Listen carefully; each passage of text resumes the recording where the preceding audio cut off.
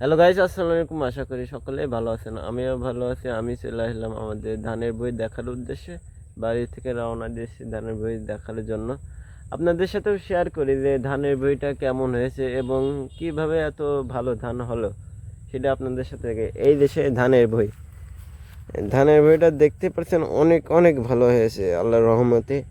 এবং এই ধানের বইতে মেলা টাকাও খরচ করা হয়েছে, যেমন ফসল তেমন খরচ করা হয়েছে। আর এইটা দেখতে পাচ্ছেন, এইটা আমাদের কাকাদের, মানে স্বাস্থ্য কাকাদের। তাও আলহামদুলিল্লাহ এই ধানটাও ভালো হয়েছে। আর ধান ভালো হবে না কারণ খরচ করা হয় মেলা, সেই জন্যই তো ধান ভালো হবে। আপনারা যে কোনো জিনিসের পারে যত্ন করলে সেই জিনিস ভালো হবে। যেমন আমাদের এই ধানটা যত্নই করা হয়েছে বলে ভালো হয়েছে।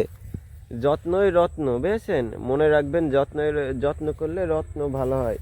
সেই হিসেবে আমরা ধান চাষ করেছি, ধানটা অনেক ভালো হয়েছে। অবশ্য ধানের ভুঁইয়ের ভিতরে পানি, কিছুদিনের মধ্যেই ধানের ভুঁই কাটা যাবে, না ধানের ভুঁই কাটা যাবে অবশ্য। আর আমাদের ধানের ভুঁইয়ের পাশে দেখি ছোট একটা পুকুর, এই দেখেন এই পুকুরে অবশ্য মাছ আছে টুকটাক।